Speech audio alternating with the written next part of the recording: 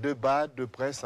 Vous le savez, l'émission est en direct chaque dimanche à partir de 11 h.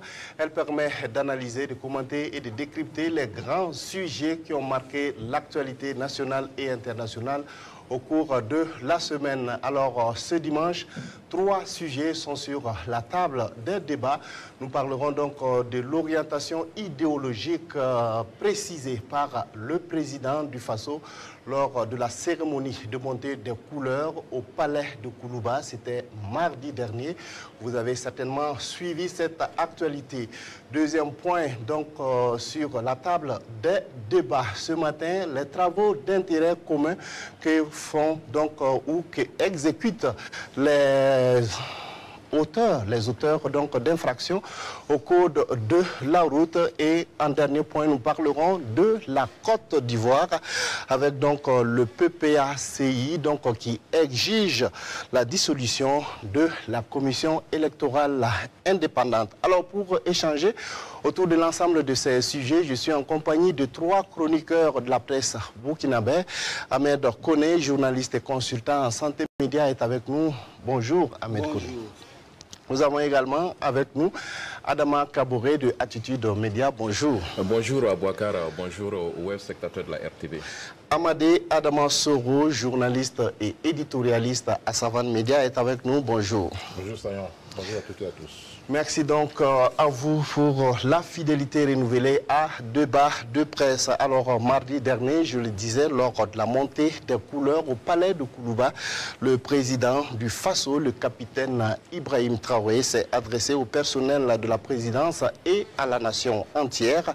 Lors de cette allocution, le chef de l'État a donné une précision importante sur l'orientation idéologique du Burkina. Je le cite, « Nous sommes bel et bien en révolution progressiste populaire ». Alors, c'est une allocution, un message que vous avez suivi. Ahmed Koné, cette clarification était importante. Elle était importante et attendue, puisque depuis longtemps, quand même, on voyait des changements s'opérer. Et puis, on attendait quelque part une note officielle de la part des autorités pour fixer les Burkinabés qui, à l'évidence, avaient compris que les changements, les grands bouleversements étaient à l'ordre du jour. Et c'était attendu parce que, effectivement, bon, le capitaine Ibrahim Traoré et ses compagnons se sont mis dans la même trajectoire que le capitaine Thomas Sankara et ses compagnons, à savoir la trajectoire révolutionnaire. Et donc, on s'attendait à ce qu'il y ait une sorte de DOP, discours d'orientation politique, qui avait quand même marqué la gestion du pouvoir par la révolution d'août 83. Et donc, on s'attendait à ce qu'il y ait quelque chose d'officiel. Bien entendu, on n'a pas encore de document officiel type DOP, mais on savait quand même que les actes posés étaient des actes révolutionnaires. On n'a jamais vu ça au Burkina Faso. Après l'épisode de la révolution d'août 83, on se rend compte qu'il y a beaucoup de changements en même temps, à un certain rythme. Et bon, et dans tous les secteurs d'activité, que vous soyez dans le domaine de l'agriculture, du génie militaire, des infrastructures, de la santé, de l'éducation, etc., etc. Les Burkinabés sont témoins, ils voient eux-mêmes, et chacun était convaincu que nous étions en révolution.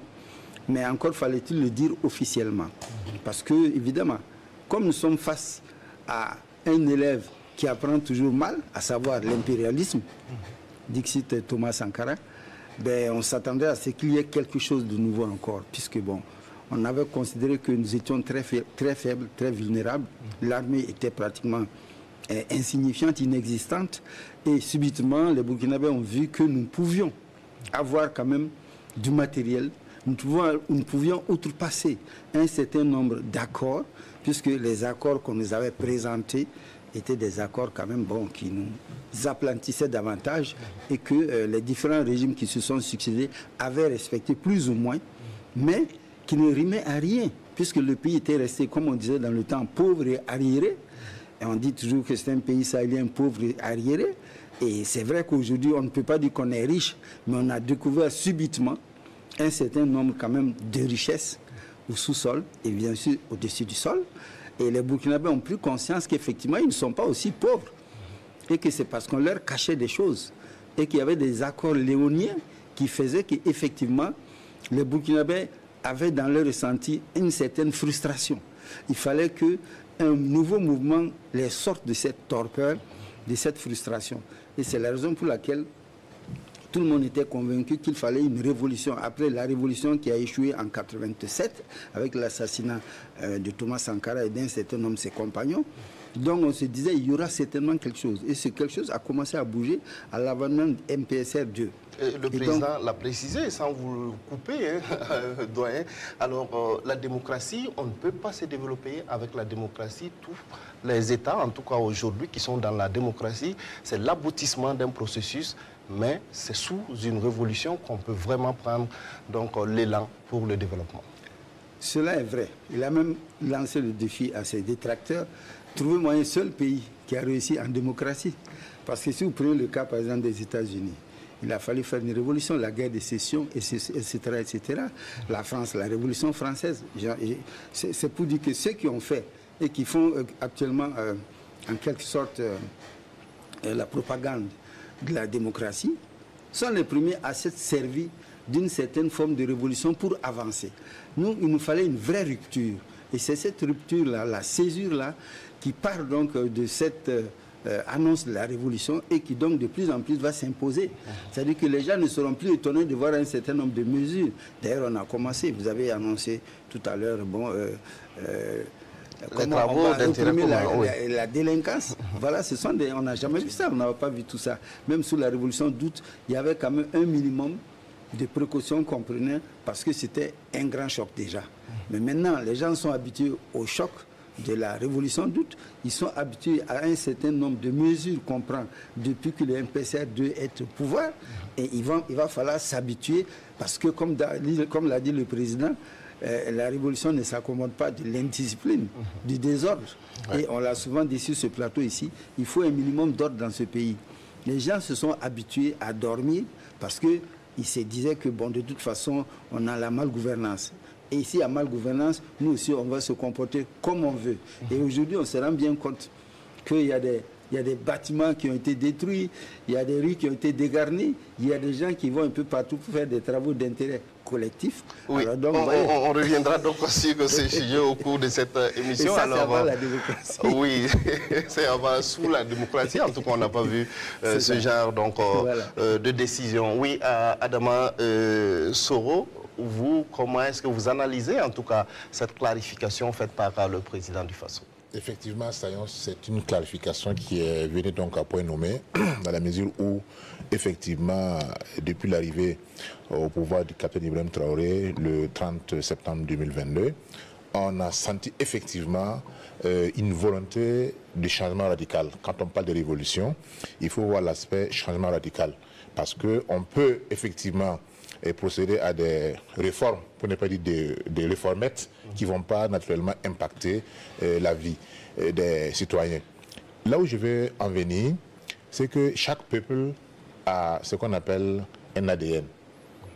Et le peuple burkinabé, dans son ADN, c'est un peuple révolutionnaire, qu'on le dise ou pas, même si par un concours de circonstances, on arrive des fois à faire en sorte que cet ADN-là sombre dans la torpeur, mais il suffit seulement d'une étincelle pour que la flamme de la révolution revienne. C'est pourquoi, après donc le coup d'État du lieutenant-colonel Damiba, on avait son premier discours qu'il a fini par dire la patrie ou la mort. Les gens disent c'est la révolution qu'on attendait. Mais au fur et à mesure qu'on évoluait, dans une de ses sorties, il a dit qu'il n'était pas venu pour faire une révolution. Bon, beaucoup ont subi ça comme une douche froide et qu'on attendait effectivement cette fibre révolutionnaire-là. Finalement, et heureusement, donc le capitaine Ibrahim Traoré est arrivé et on attendait effectivement cette clarification conceptuelle. Parce qu'il y a le concept, il y a aussi le contexte.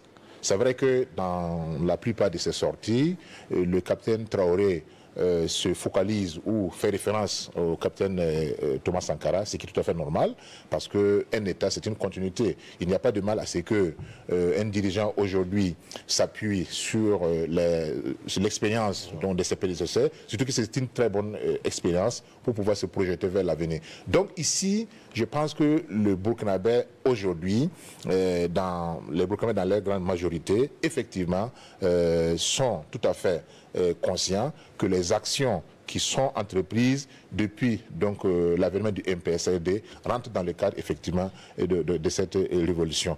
Parce qu'il y a des choses, on peut commencer par la théorie, et maintenant on essaie d'implémenter les différents rouages liés à cette théorie, mais ici on a commencé par la pratique, on a commencé à poser des actes qui tranchaient effectivement avec ce qu'on avait déjà connu, notamment la dénonciation des accords de défense avec la France, un discours diplomatique et souverainiste assumé, et bien sûr, au niveau social également, on a vu la réforme de la Constitution, on a même vu au niveau de la justice ce qui a été fait. Donc, en réalité, on était dans une dynamique révolutionnaire. Il fallait maintenant qu'il y ait une conceptualisation. Je pense que le président du Faso a lancé le débat. C'est aux intellectuels, pas seulement aux intellectuels, mais aussi aux citoyens burkinabés, puisqu'il a demandé à ce que chaque citoyen burkinabé puisse se considérer comme un acteur essentiel, un acteur révolutionnaire pour effectivement l'implémentation de cela. Ce que je tiens d'abord à souligner,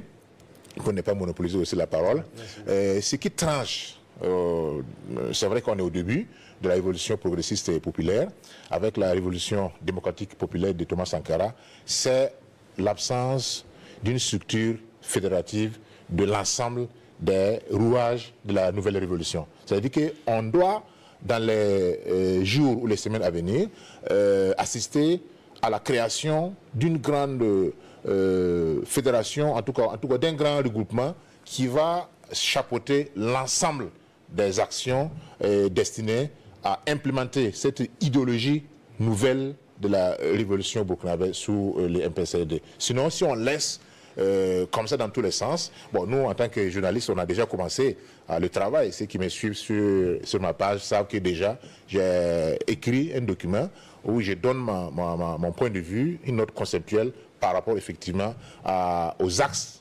primordiaux qui doivent implémenter, ou en tout cas qui doivent orienter l'action vers laquelle cette nouvelle évolution doit se mener. D'accord. Alors, Adama Kaboré, comment est-ce que vous analysez tout ça? Quel est votre regard donc sur cette clarification idéologique du Burkina Faso sous la conduite du capitaine Ibrahim Traoré? Bon, je crois qu'il fallait y arriver un jour ou l'autre, et souvent j'aime plaisanter à dire que si l'État du Burkina Faso n'entend pas un développement structurel, en tout cas de sa politique, moi je risque de le traîner un jour devant la justice pour manque de vision stratégique. C'est juste pour taquiner. Ouais. Mais il faut dire que cette révolution progressiste, elle n'est pas absence de démocratie. Et le capitaine Ibrahim Traoré l'a également dit, la démocratie c'est l'aboutissement, voilà, d'un sacrifice d'un peuple donné. Et comme en témoigne l'exemple, l'aîné l'a cité tout à l'heure, il y a eu la révolution de sécession aux États-Unis, et il y a eu également la révolution de 1789 en France. Et quand vous regardez les causes, c'est pratiquement les mêmes choses. C'est la subsistance, l'absence d'un certain nombre d'éléments, une dette publique et l'État même qui était pratiquement inexistant. C'est ce qu'on a connu ici juste avant le coup d'État du lieutenant Damiba, et du lieutenant-colonel Damiba, et jusqu'à ce que lui-même il refuse la révolution avant que les capitaines ne viennent au soir du 30 septembre pour recadrer, pour ne pas dire un rectificatif de cette révolution tant entendue par les populations. Et je crois que là où je trouve que c'est suffisamment la bienvenue, il faut noter que ça, c'est vrai que pour l'instant il n'y a pas une structure, et il faut que ce soit les intellectuels, que ce soit les forces vives, les masses populaires puissent s'inviter dans ce débat afin que nous consolidions, nous élaborions un document stratégique. Et c'est pourquoi j'aime dire que pour que nous puissions avancer réellement dans notre développement, il faut que nous ayons un document de référence, un document de base. Et même, quel que soit le dirigeant qui va arriver un jour pour la direction de ce pays, qu'il rentre à l'intérieur de ce document stratégique, et peut-être élaboré sur une vision de 50 ans, sur une vision de 100 ans, et que chacun vienne, il rentre à l'intérieur, il regarde quel axe je peux adopter, je peux prendre pour pouvoir entamer un développement du Burkina Faso. Parce que on ne peut pas faire le développement tout azimut. Et aujourd'hui, nous, on est rentré de plein pied dans cette histoire de démocratie, tout simplement parce que nous, on avait besoin de financement des partenaires, et malheureusement, ça n'a pas donné, ça a donné l'effet contraire.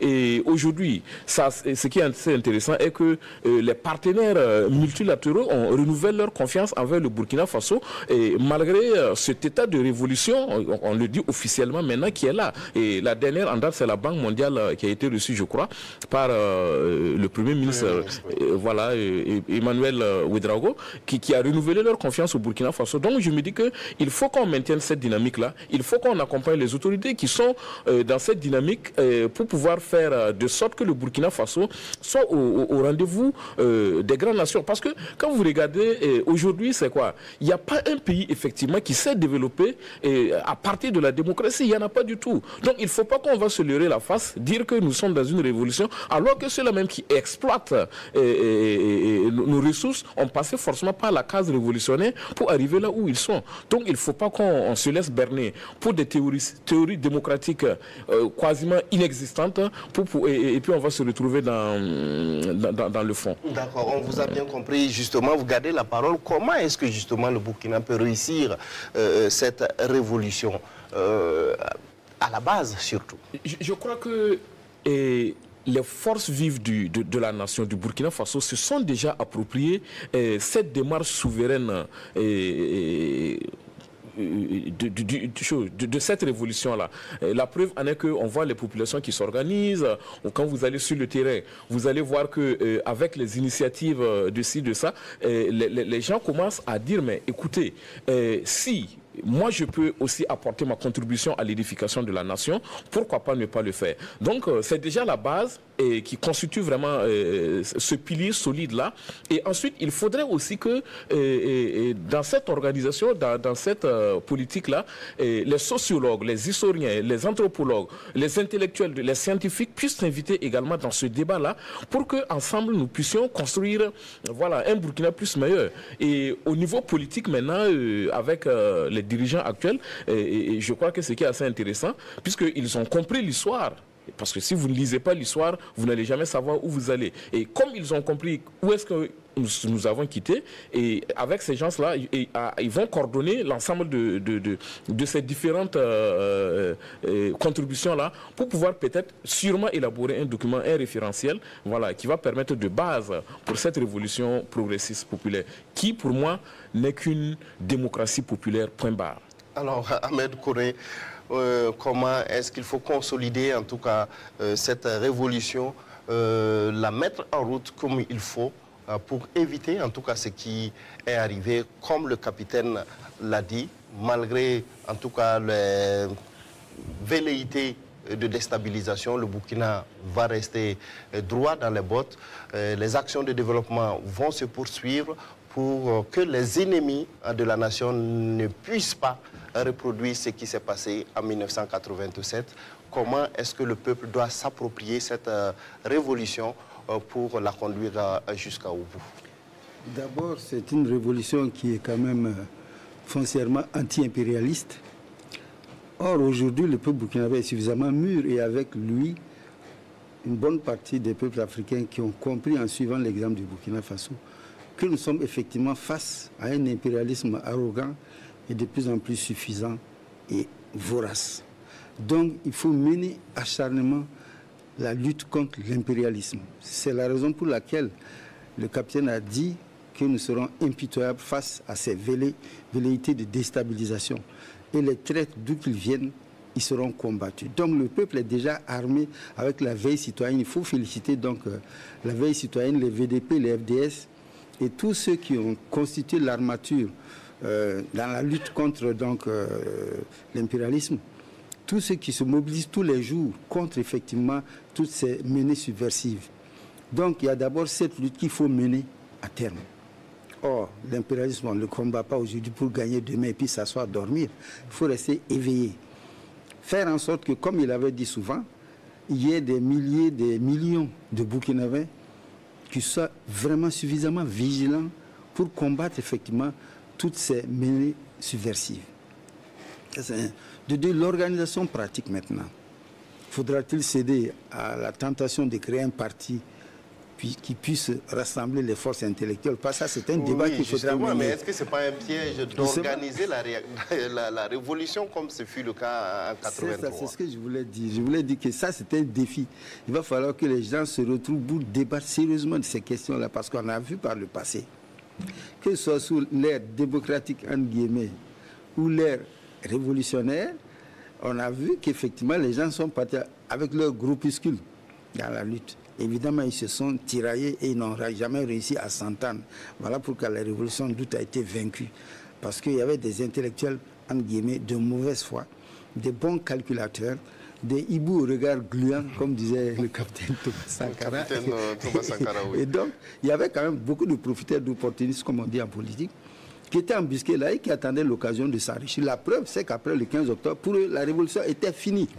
Ouais. Et on a vu la suite, puisqu'ils sont retombés encore dans cette histoire de démocrature, et on les a vus, ils sont très riches. Aujourd'hui, on en voit qui n'osent même pas pointer le nez dehors, tellement ils se sont enrichis, ne peuvent même pas parler. Bon, ensuite, il y a ceux évidemment qui ont profité de l'occasion pour se faire connaître, bien entendu. On en voit par-ci, par-là, qui s'affichent aussi lorsque les VDP et lorsque la veille citoyenne se mobilisent pour les vivres, pour les cotisations. On voit certains qui pointent le bout du nez pour dire attention, je suis encore là. Bon, évidemment. Donc il y a la vigilance au niveau des populations. Comment organiser donc le peuple burkinabé face à tous ces opportunismes? Ça, c'est un autre défi qu'il faudra relever. Et il y a aussi ce que nous ne devons pas oublier, le travail de nous, les gens de presse. Comment les journalistes peuvent-ils prendre la chose? Comment gérer effectivement l'objet révolutionnaire? Parce que nous sommes comme on dit, le quatrième pouvoir. Mais ce pouvoir-là, comment nous arrivons à le gérer? Ça, c'est un autre défi qu'il faudra faire, il faudra suivre. Parce que les journalistes se sont habitués à cette forme de libertinage dans la liberté qui a fait croire, puisque nous étions quand même sous le manteau de l'Occident, oui, la démocratie, que la liberté d'expression, voilà, c'est ça. Oui. Et moi, je dois dire que je suis un de ceux qui croient que la liberté, c'est la vérité d'abord. Voilà, la vérité. Or, la vérité des faits, c'est que nous sommes un peuple opprimé depuis trop longtemps. Il faut en sortir absolument. Et ce pouvoir qui est là est un pouvoir qui a fait quand même pas mal de choses pour que le peuple s'en sorte. Le peuple est vraiment au centre de ses préoccupations. C'est une réalité qu'il ne faut pas cacher.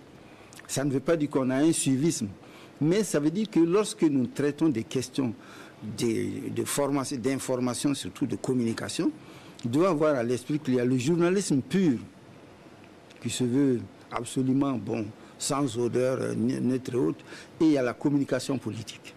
Or, ce qui se passe, les gens se font facilement avoir par les ateliers, la formation. On leur donne des doses de communication politique, soi-disant que c'est de l'information politique. C'est le journalisme. Non, ce n'est pas vrai. Dans le journal, vous avez 3 stades. Le premier stade, c'est la collecte de l'information. Oui ou non, les journalistes sont-ils libres d'aller collecter l'information? La deuxième phase, c'est le traitement de l'information. Comment traiter l'information? Comme on dit, qui a fait quoi à qui, comment, quand, pourquoi, etc. etc. Alors donc, l'angle de traitement. La troisième et dernière phase, c'est la phase maintenant de la diffusion, de la publication. Oui. Quand on est à radio, on n'est pas en télé. Quand on est en télé, on n'est pas en agence de presse. Quand on n'est pas en agence de presse, quand on est en agence de presse, on n'est pas non plus sur le journalisme en ligne. Il faut faire la part des choses. Entre le journaliste professionnel et le journaliste qui fait de la communication, je ne dirais même pas journaliste, le communicateur politique qui, lui, met en avant la vente d'un candidat, la vente d'un programme politique et la vente d'une marchandise qui profitera à l'Occident qui veut que tout soit libre parce que ça lui profite. Comme on dit, le loup dans la bergerie, c'est facile. Hein? Lorsque vous mettez un loup dans votre bergerie, essayez pour voir si ça va marcher, la liberté. Donc, on a un problème. Nous sommes des pays qui ont été opprimés pendant de nombreuses décennies. Pour en sortir, il nous faut un petit bouclier quand même. Il faut qu'on ait le temps d'éduquer. Il faut éduquer politiquement les populations, comme on dit, les masses. Il faut faire en sorte que chacun s'accorde sur un minimum. Tout à l'heure, Adama Kabore a parlé d'axe. C'est bon que nous ayons quand même un petit bréviaire politique, mais quand même, on a aussi une ossature. Comment on voudrait le Burkina dans 50, 100 ans? Quels que soient les hommes politiques qui vont arriver, comment faire en sorte que ces gens puissent respecter le minimum afin que nous puissions effectivement garantir à nos enfants, nos arrière-petits-enfants, petits-enfants, un Burkina de paix et de progrès. C'est ça aussi une des questions, un des défis. C'est-à-dire qu'on aura beaucoup de travail à faire dans les jours à venir, les semaines, les mois à venir. Vous aviez compris, doyen. Oui, réaction très rapidement. La presse, les journalistes, c'est vrai que c'est le traitement impartial de l'information, mais quand vous suivez aussi les médias internationaux, notamment quand vous prenez un média comme Al Jazeera qui a été créé par les autorités qatariotes, je crois en 1995 ou 97 et 96, voilà. Et quand vous regardez l'angle de traitement, c'est visiblement à partir, c'est-à-dire qu'on fait la promotion de ce petit pays pétrolier, voilà, au regard, aux yeux du monde entier. Et il y a une année avec la crise israélo-palestinienne, récemment avec l'attaque du Hamas le 7 décembre 2023, octobre 7 octobre 2023, je crois. Et il y a notre confrère de TV5, Mohamed Kassi, mais qui interviewait un colonel israélien, mais au finish, l'entretien a pris court parce que notre confrère a pris à partie carrément la défense même du peuple palestinien sur le plateau en direct face au colonel. Donc moi je crois que les enjeux sont énormes et à un moment donné, c'est comme vous l'avez dit, il faut que nous sachions, parce que souvent avec les ateliers dont vous faites cas, avec les partenaires, c'est quoi? Ils ont un objectif derrière cette formation et par exemple, le plus souvent, quand c'est un sujet économique comme ça, sûrement ils ont besoin de collecter un certain nombre de données économiques pour les verser dans leur rapport et souvent quand vous partez vers eux, ces institutions-là, ils ont plus de données même que, par exemple, le ministère de l'économie. Donc, il va falloir que nous revoyions sûrement l'angle de traitement de l'information en lien avec le contexte actuel du Burkina Faso. D'accord. Alors, on est un peu pris par les temps. Peut-être on va avancer dans les débats. On va vous donner la parole, Soro. Je n'ai pas réagi par rapport à... Oui, mais on ne va pas rester donc dans le traitement de l'information. Le fond du dossier, on l'a compris, en temps de guerre, donc on connaît le travail que doivent faire les journalistes. Alors on va parler, c'est toujours dans la même dynamique, de ces travaux d'intérêt commun, donc qui sont lancés donc dans ce cadre justement de la clarification idéologique du Burkina. Alors depuis quelques jours, on a vu des élèves qui ont, en tout cas, qui se sont adonnés donc à des scènes d'acrobatie dans la ville de Ouagadougou, alors qui ont jeté des ordures dans les rues. On a vu également des citoyens qui ne sont pas des élèves, des femmes, des hommes, qui ont été appréhendés donc comme auteurs, en tout cas, d'infractions au code de la route, qui ont été conduits sur des chantiers de travaux d'intérêt commun. Alors, c'est une nouveauté. Alors, comment est-ce que vous appréciez donc ces mesures? Oui, effectivement, tout cela dans le cadre de l'implémentation de cette nouvelle vision révolutionnaire au niveau du Burkina Faso, même si au niveau même, avant la clarification officielle, même au niveau des centres pénitentiaires, on voyait déjà des peines qui étaient commuées en travaux d'intérêt commun. Tout ça, ça participe de la nouvelle vision du capitaine Ibrahim Traoré, de partant donc de la nouvelle dynamique du Burkina Faso. J'allais juste me permettre de répondre un peu aux conditions qui peuvent permettre, puisque c'est très important, qui peuvent donner beaucoup de chances de réussite à la nouvelle dynamique. C'est ce que j'appelle la règle 3+1. C'est quoi la règle 3+1?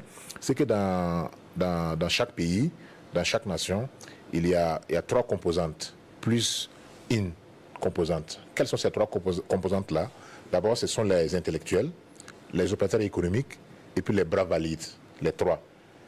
L'autre composante maintenant, c'est l'autorité, qui doit mettre chacun dans son domaine et créer une synergie.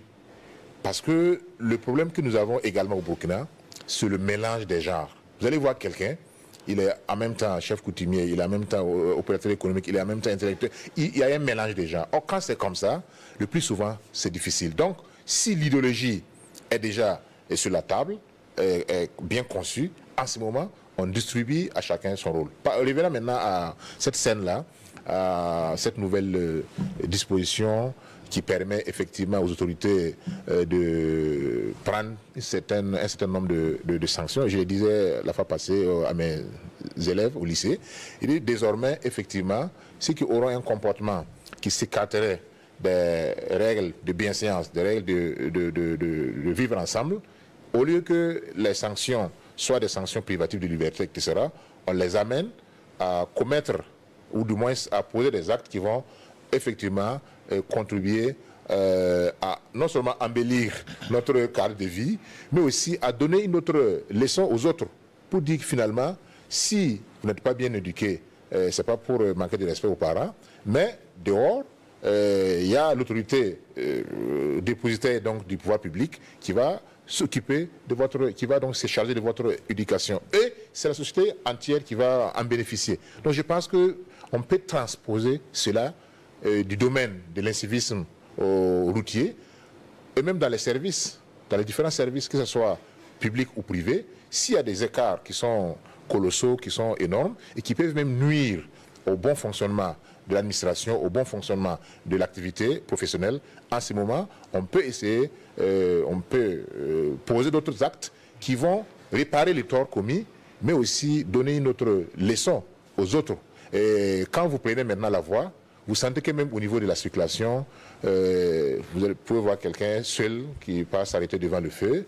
Et parce que j'ai suivi une émission sur votre antenne où on a dit que désormais, la ville de Ouagadougou, la ville de Bobo-Dioulasso sont cadrées par des caméras. C'est-à-dire que même si vous ne voyez pas un agent de police devant vous, si vous commettez une infraction routière, il faut vous attendre à payer, n'est-ce pas, le prix. Et je pense que c'est aussi sévère, non? Voilà, ou ailleurs. Donc c'est pour dire que on va développer, ce qui est bien avec cette mesure-là, c'est que ça contribue à asseoir un self-control. La personne devient elle-même son propre contrôleur. Et justement, ça va donc dans la même dynamique que, j'allais dire, le thème donc, des journées nationales d'engagement patriotique et de participation citoyenne pour l'ordre et la discipline.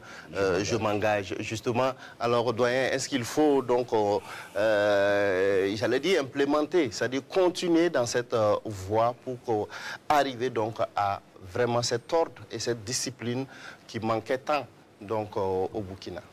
Oui, ça manquait beaucoup parce que comme nous avons dénoncé par le passé la malgouvernance, les gens ont toujours vu seulement le rôle des acteurs politiques. Les citoyens ont fini par oublier que lui-même, il est un acteur de la malgouvernance. Si vous voulez la bonne gouvernance, soyez correct. Nous avons souvent dit ici qu'il faut l'ordre et la discipline. Nous l'avons dit, et dans nos rues, vraiment, c'est une pagaille organisée pratiquement. Il faut sortir de chez nous pour aller dans d'autres pays pour se rendre compte vraiment de l'évidence. C'est pitoyable. On klaxonne n'importe où. On dit de ne pas klaxonner, par exemple, devant les hôpitaux. Mais vous voyez, c'est du n'importe quoi. Mais on ne peut pas... Comment on peut s'arrêter à un feu, regarder à droite, à gauche, il n'y a pas de FDS, on démarre en trompe pendant que les autres sont arrêtés. Bon, en soi, il faut être soi-même mal élevé, mal éduqué, comme on dit. Permettez-moi de le dire. Des adultes qui font ça. Mais comment pouvez-vous, vous-même, bien élever vos enfants à la maison? On leur dit à l'école, attention, le feu rouge, vert, voilà comment il faut faire. Mais il est derrière la moto de papa ou de maman et puis voit que l'un des deux ne respecte rien. Mais comment il va faire? Il sera complètement perdu. Donc il faut qu'on soit quand même, on obéisse à un minimum de règles. Et quand je parle de ça, je pense donc que ces genres de sanctions, ça permet aussi à l'embellissement de la ville de Ouagadougou, la ville de Bobo, ainsi de suite là. Puisque les travaux d'intérêt collectif, ça permet à ce citoyen qui se croit libre de faire du n'importe quoi, mais d'aller au moins apporter sa contribution à la construction de la cité. Et parlant de construction de la cité, je crois qu'il faut rendre hommage à un homme que les gens ont un peu oublié et qui a été extirpé de son bureau climatisé, à savoir le grand frère défunt, paix à son âme, Ouedraogo Idrissa, qui était le directeur du protocole d'État. Que le capitaine Sankara est parti sortir des affaires étrangères et donc de la présidence pour gérer l'embellissement de la ville de Ouagadougou. Les gens ont oublié ça. Et c'est grâce à lui que Ouagadougou est devenu une belle ville.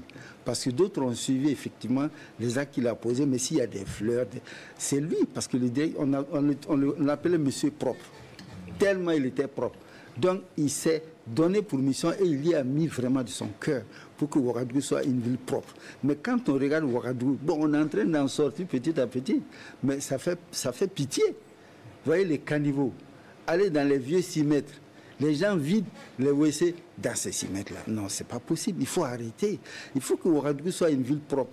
Si elle n'est pas propre, de toute façon, tous les délinquants de la route qu'on va prendre, non seulement ils doivent contribuer à l'embellissement de certaines villes, mais ils doivent contribuer aussi à aller vider les WC identifiés dans les 6 mètres par un set. Parce que la veille citoyenne doit identifier aussi ceux qui ont encore des vieux WC. Il faut effectivement trouver des solutions à ça une bonne fois. Pour monsieur le PDS, il faut y penser. Il faut identifier encore les concessions de Ouagadougou où il y a encore ces histoires de vieux, de latrines, de c'est plus moi. Puisqu'on a des projets avec le ministère de l'Environnement, je crois, pour les latrines. Il y a certains partenaires voilà, aussi les partenaires, voilà. Il faut essayer de voir comment aider ces familles-là à avoir des latrines acceptables. Mais il ne faut plus qu'on vide dans les alentours. Et puis les voisins peuvent dénoncer. Je crois qu'il y a un numéro vert. En tout cas, s'il n'y en a pas dans ce sens-là, exceptionnellement pour les latrines-là, il faut quand même un certain nombre de lignes. Bon, bref, des lignes vertes. Maintenant, je crois que tant qu'on va punir les gens dans leur dérive, aller travailler à l'embellissement de la ville, des rues, etc., ça, je crois que ça va aller. Mais à un moment donné, là, il faudra réviser encore, effectivement, faire l'évaluation de ce qui s'est passé pour savoir s'il faut monter d'un cran ou s'il faut aller trouver autre solution. Mais c'est déjà bon que de travailler à ce que les gens comprennent qu'ils doivent être utiles à quelque chose, non pour détruire. Tout ce qui jette n'importe quoi, n'importe quel déchet, les sachets là devant les domiciles des gens, dans les rues, un peu partout. Bon, moi, je vous avoue en passant que j'ai déjà arrêté un chef. Il ne savait pas que c'était un chef. Il était assis dans la voiture. Et puis son chauffeur conduisait. Et puis ils ont subitement jeté des sachets. Ah, moi, je les ai retrouvés. Puis je les ai obligés à s'arrêter. J'ai dit, vous avez jeté un sachet.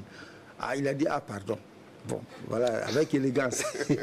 C'est pour dire que chacun de nous doit être un peu, en quelque sorte, le FDS de la route et de l'embellissement de la ville et de nos villes. On vous a bien compris, doyen Adama Kabouré. Est-ce que vous pensez justement que ces travaux d'intérêt commun vont atteindre leur objectif, c'est-à-dire permettre en tout cas à la ville de Ouagadougou de retrouver donc une certaine propriété et surtout atténuer ou en tout cas de réduire au maximum l'incivisme dans la ville de Ouagadougou?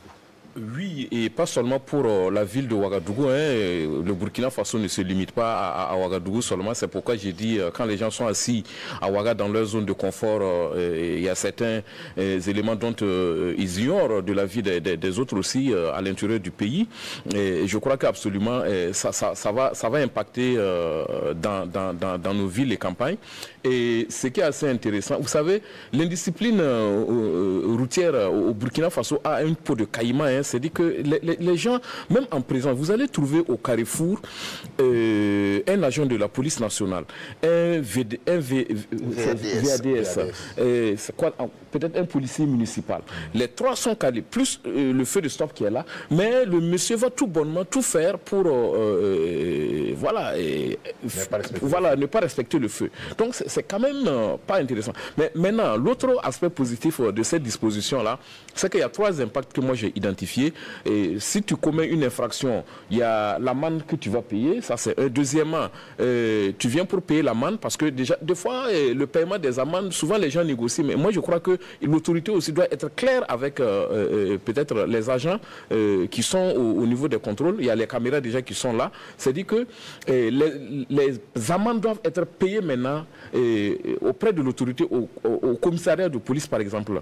Là, on met la main sur celui qui a commis l'infraction et on l'impute le travail d'intérêt public. Et ensuite, le troisième impact, c'est quoi? C'est que quand vous écoutez le reportage fait par la RTV dernièrement, on sent que ils se plaisent, ils se retrouvent, ils sont contents du fait d'avoir posé un acte qui impacte leur société. Donc je crois que ça va contribuer énormément au changement de mentalité. Et quand vous voyez ceux qu'on a...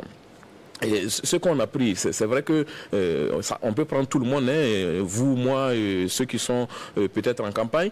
Mais quand on regarde ce qu'on a pris là, en fait, c'est des gens qui sont pas, je ne sais pas comment je vais le dire, qui n'ont pas de soucis, voilà, qui ne savent pas ce qui se passe réellement dans le pays. Et c'est pourquoi je dis, il y a une frange de la population ouagalaise qu'il faut souvent embarquer, traverser avec des jeeps sur une localité donnée pour qu'ils comprennent quand même la réalité du pays. On ne peut pas comprendre qu'on choisit délibérément de prendre le sens inverse d'une circulation et tout en se disant que non, c'est le luxe. Non, ça ne marche pas comme ça. Donc moi je crois qu'il va falloir poursuivre cette procédure-là pour à un moment donné évaluer peut-être dans 3 mois, dans un trimestre, dans un semestre, évaluer l'impact qu'il y a eu et constater de visu effectivement ce qu'il y a eu comme impact positif en circulation. Donc je crois qu'il faut y continuer et ça permet également d'embellir nos cités à moindre coût. Alors donc, selon vous, c'est une initiative à perpétuer. À perpétuer, absolument. À perpétuer et également même, vous voyez, dernièrement, il y a un arrêté conjoint du ministère de l'enseignement, en charge de l'enseignement de base et de l'enseignement secondaire. C'est vrai, moi je trouve que l'arrêté là même n'avait même pas sa raison d'être parce qu'il y a un arrêté de 2018 fixant du règlement intérieur, fixant les modalités de coiffure. Mais cet arrêté conjoint encore vient rappeler. Et hier, par exemple, il y a mon petit garçon qui me disait que non, et papa, il y a des camarades qu'ils ont fait sortir parce qu'ils n'avaient pas respecté la coiffure recommandée par l'autorité. Il dit, il va falloir commencer par là, mais il ne faut pas les envoyer à la maison directement, il faut les donner une sanction au niveau de l'école. Voilà, ils vont peut-être soit balayer la cour, soit nettoyer les WC ou bien faire un truc comme ça. Avant qu'ils rentrent, là, ils vont comprendre. Parce que parfois aussi, les parents, on ne peut pas comprendre que, bon, c'est vrai que la coiffure n'identifie pas, l'habit ne fait pas le moine, mais il faut qu'on apprenne à être uniforme dans ce qu'on fait, surtout en matière d'éducation. Ce sont ces différentes dérives-là qui font que le Burkina Faso, on se perdait à un moment donné. Heureusement qu'il y a une révolution qui est là et qui est en train de remettre de l'ordre en place et il faut s'en féliciter. D'accord, merci à tous donc pour vos analyses sur ce sujet. On va parler donc du dernier sujet donc de cette émission. Il s'agit de la Côte d'Ivoire où donc le Parti des peuples africains PPACI donc de Laurent Gbagbo a dénoncé des irrégularités majeures donc sur la liste électorale donc ivoirienne et demandé la dissolution de la commission électorale indépendante selon en tout cas Justin Katina Kone donc qui est le président de ce parti. Il y a plus de 6 millions de personnes, soit 66% donc des inscrits qui ne remplissent pas les conditions légales. Il donc exige donc la nécessité donc de dissoudre donc la CEI. Alors c'est une affaire qui est assez sérieuse. On est à quelques mois donc des élections en Côte d'Ivoire. Adama, justement, Amadé, il faut que je précise comment est-ce qu'on doit résoudre cette question de la CEI, de liste électorale en Côte d'Ivoire pour en tout cas éviter des élections j'allais dire agité. Tout à fait. C'est tout le drame de la démocratie électoraliste en Afrique. Voilà, c'est pourquoi depuis 2018, sur ma page, j'ai toujours dit que la démocratie électoraliste là était un piège pour l'Afrique. Chirac avait dit que la démocratie était un luxe pour l'Afrique et on l'avait accusé de tous les maux. Mais il faut voir que c'est une grève qui ne prend pas. Parce que il y a nos réalités socio-anthropologiques et il y a effectivement cette manière de gouverner.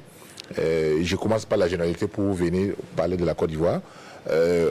Cette manière donc nouvelle de gouverner nos cités en Afrique. Citez-moi un seul pays africain, peut-être à part les pays anglophones, où la mémise de l'ancienne puissance coloniale est presque réduite à sa plus simple expression, pour ne pas dire qu'elle est quasiment inexistante.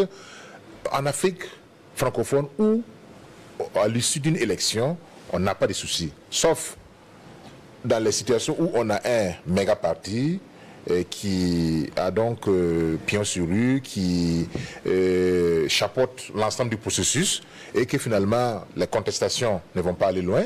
Sinon, un pays comme la Côte d'Ivoire, qui a quand même connu une crise post-électorale des plus horribles, pour ainsi dire, en Afrique, et qui est aujourd'hui également sur la sellette, parce qu'on ne sait pas finalement quelle sera la suite de ce processus électoral-là.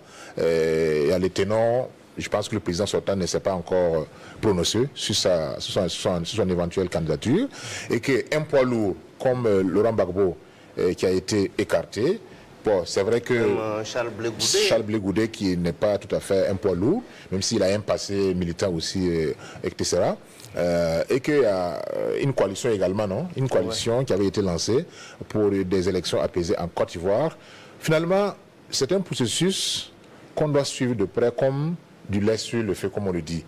Parce que les Ivoiriens sont meurtris par les événements de 2011 et je ne pense pas qu'ils seront prêts à connaître encore une telle aventure. Donc forcément, un moment ou un autre, ils seront obligés à demander à la classe politique ivoirienne donc de les épargner effectivement cette crise post-électorale-là et de finalement voir qui sera la personne la mieux indiquée à conduire les Ivoiriens vers de lendemain meilleur. Il y a la candidature aussi de Thiam qui n'est pas encore totalement validée parce que c'est pas clarifié. C'est pas clarifié. Voilà, c'est pas clarifié et que finalement, si on met de côté les, je vais dire les connexions extérieures, parce que ça aussi on peut pas passer sous silence ces connexions extérieures là, et que si on laissait vraiment, je pense, la question de l'élection en Côte d'Ivoire aux mains des Ivoiriens,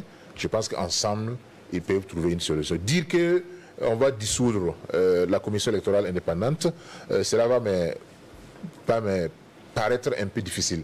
Parce qu'aujourd'hui, vous savez très bien que le parti, le PDC, le RHDP, donc de Alassane Ouattara, je pense que a quand même, je n'ai pas dit l'affaire au pas, mais en tout cas, il reste sur les rouages administratifs, politiques du pays. Donc il va quand même... Malheureusement, on a aussi constaté qu'on a, je n'aime pas le mot, mais bon, il faut le dire, on a un peu ethnicisé en fait la donne politique en Côte d'Ivoire, de telle sorte que ceux qui sont au nord estiment que voilà, une fois, si le pouvoir leur échappe, ils vont encore attendre longtemps avant donc de pouvoir revenir aux affaires. C'est ça aussi qui est dramatique en Afrique. On met en avant les valeurs universelles démocratiques, mais en réalité, il y a des relents ethniques, régionaux, confessionnels, et qui font que, véritablement, la vérité des unes peut ne pas être la véritable vérité. D'accord. En tout cas, ce que recommande le PPACI, donc, c'est de remplacer donc, la CEI par une structure moins militante. Alors, Ahmed Koné, est-ce que vous pensez qu'il y a des raisons, en tout cas, de s'inquiéter donc, pour les élections d'octobre 2025 en Côte d'Ivoire, au regard donc, de ces contestations déjà de la CEI et également des contestations qui sont faites pour la liste électorale? Moi, je ne m'inquiète pas en fait en tant que tel. Moi, je fais confiance au peuple ivoirien qui est en lutte.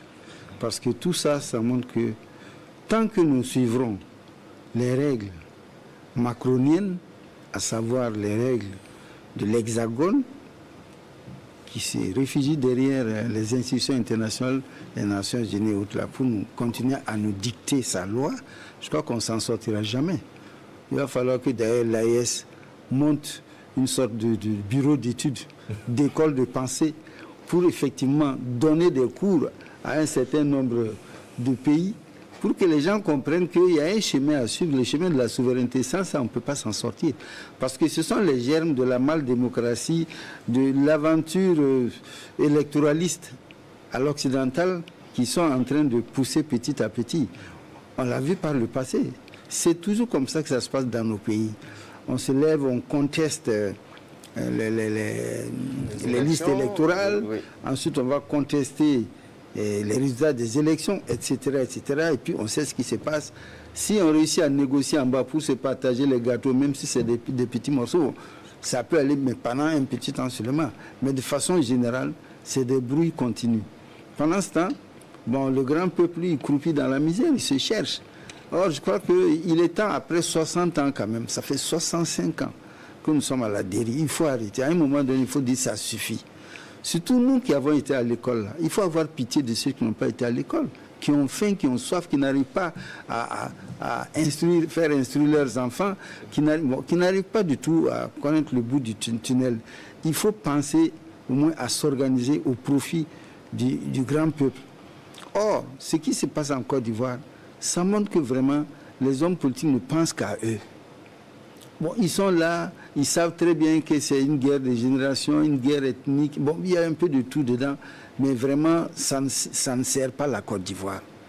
Il est temps que ce pays, quand même, qui est assez riche, qui a été forgé par des peuples de l'Afrique de l'Ouest, dans leur grande majorité, sans citer quelques pays, mais il est temps quand même que la Côte d'Ivoire prenne un chemin serein pour essayer quand même de jouer un rôle qui lui était dévolu par le passé, ça va un rôle phare.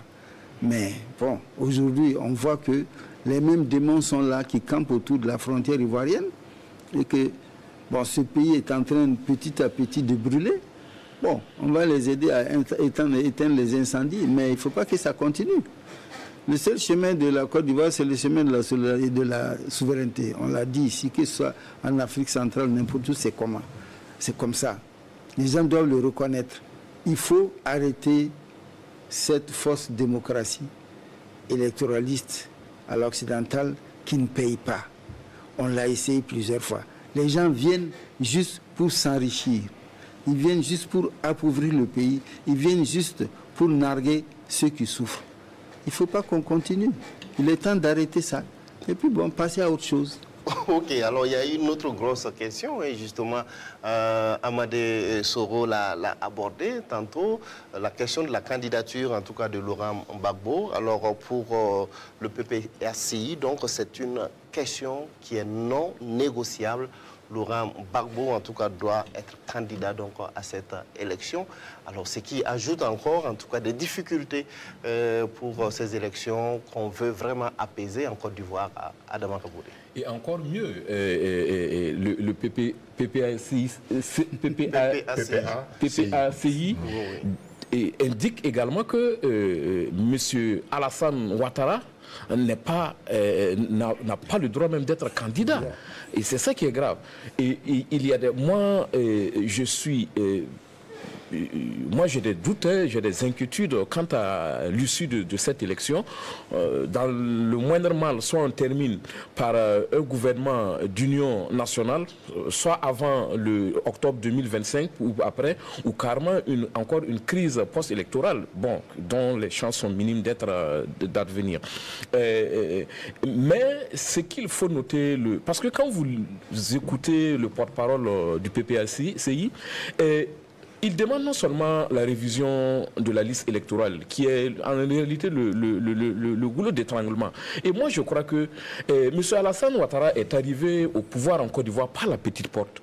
Il doit faire en sorte pour repartir par la grande porte. Mais j'ai l'impression, c'est vrai qu'en révisant la Constitution dernièrement, il a encore le droit de se présenter pour un dernier mandat, pour un deuxième mandat de la dernière constitution qu'il a modifiée pour pouvoir se représenter. Il a ce droit-là, à mon avis. Je ne suis pas constitutionnaliste. Mais moi, je crois qu'il devrait faire en sorte pour repartir par la grande porte. Parce que nous avons vu ce qui s'est passé en 2011. On sait également comment il est arrivé au pouvoir. Et donc, le PPACI demande tout simplement la révision de la liste électorale et ça ne doit pas poser de débat. Et moi, je crois que notre fameuse... le président donc, de la CEI qui dit que le processus de révision de la liste électorale de 2024 n'est pas achevé. Alors, on ne peut pas enclencher donc la révision pour 2025 alors que le processus de 2024... Le PPACI demande un audit, en fait. Un audit de la liste, pas une révision. Un audit même de la liste. Moi, je crois que il faut que les acteurs jouent bas la terre. Et cette commission électorale indépendante-là, c'est comme le porte-parole l'a si bien dit, hein, c'est une commission qui a acquis à la cause du RHDP, sans doute. Donc, moi, je crois que... Et d'ailleurs, cette CEDEAO moribonde doit déjà se mettre sur la voie pour demander effectivement, pour éviter une crise encore sous-régionale, voilà, d'accepter que M. Alassane Ouattara accepte cet audit de liste électorale. Vous pensez que la médiation de la CEDEAO, normalement, doit commencer dès maintenant. Parce qu'on ne peut pas comprendre. D'ailleurs, même c'est une CEDEAO même quasiment qui n'existe même plus. Voilà, donc il ne faudrait pas qu'encore qu'elle vienne nous dire la crise va commencer et puis elle va s'inviter. Déjà même que certains même de ses membres recusent même les missions de la CEDEAO sur leur territoire. Et ce qui me fait craindre est que le PPACI a déclaré que ces militants n'ont qu'à se tenir prêts pour éventuellement, concernant la révision de la liste, l'audit de la liste, et également se tenir prêt pour d'autres mots d'ordre. Donc, c'est-à-dire que la situation est suffisamment grave pour que chaque acteur mette quand même un peu d'eau dans son vin, notamment en commençant par M. Alassane Dramane Ouattara, voilà, qui quand même est arrivé, moi je le répète, mais il est arrivé vraiment pas à la petite porte. Il doit faire en sorte que son nom reste gravé dans les annales de l'histoire parce qu'il a fait un gros boulet également pour la Côte d'Ivoire. Et en tout cas, durant sa mandature, on a vu quand même des efforts économiques qui ont été faits. Et donc, quand même, vu ce élan économique-là, il doit faire en sorte que vraiment la Côte d'Ivoire ne plonge pas encore dans une situation catastrophique. Alors, dernier tour de table, on va parler de solutions justement. Qu'est-ce qu'il faut faire justement à cette étape-là, au regard en tout cas de tous les problèmes qui sont posés sur la table pour éviter que la Côte d'Ivoire connaisse une nouvelle crise. On va commencer avec vous, Adama Kabouré. Comme solution, je crois que déjà il y a l'Église catholique qui s'était invitée pour demander aux différents acteurs de quand même sursoir à certaines éventualités, à certaines prises de position, voilà, pour mettre en avant l'intérêt supérieur de la nation. Et chaque Ivoirien également doit comprendre que ce qui prévaut aujourd'hui, c'est l'intérêt supérieur de la Côte d'Ivoire d'abord, au-delà des partis politiques, au-delà des politiciens.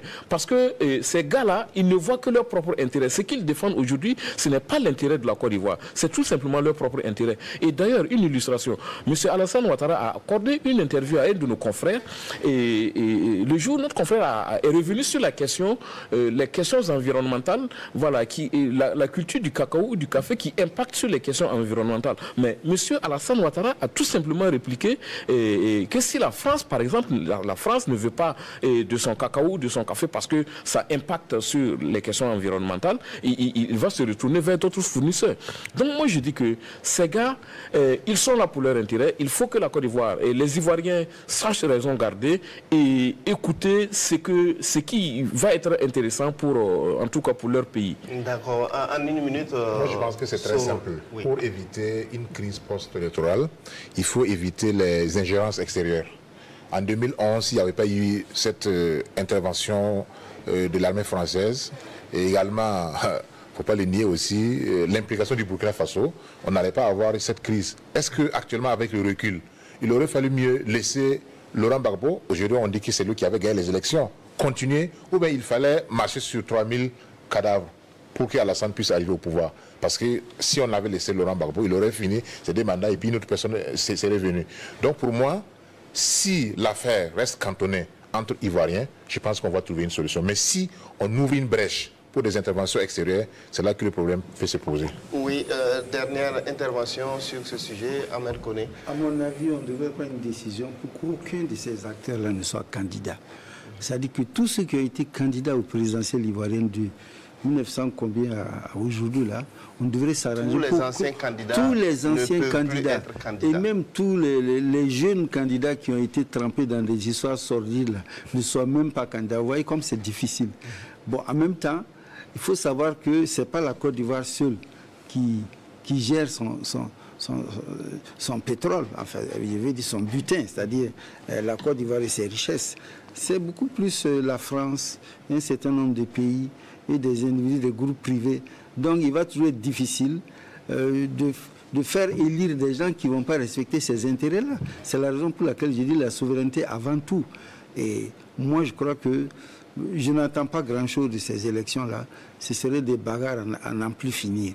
Alors pour terminer, comme vous dites de terminer, je vais dire qu'on ne peut pas ne pas féliciter les étalons qui font un grand progrès sur tous les plans, les U17, les U20, les juniors.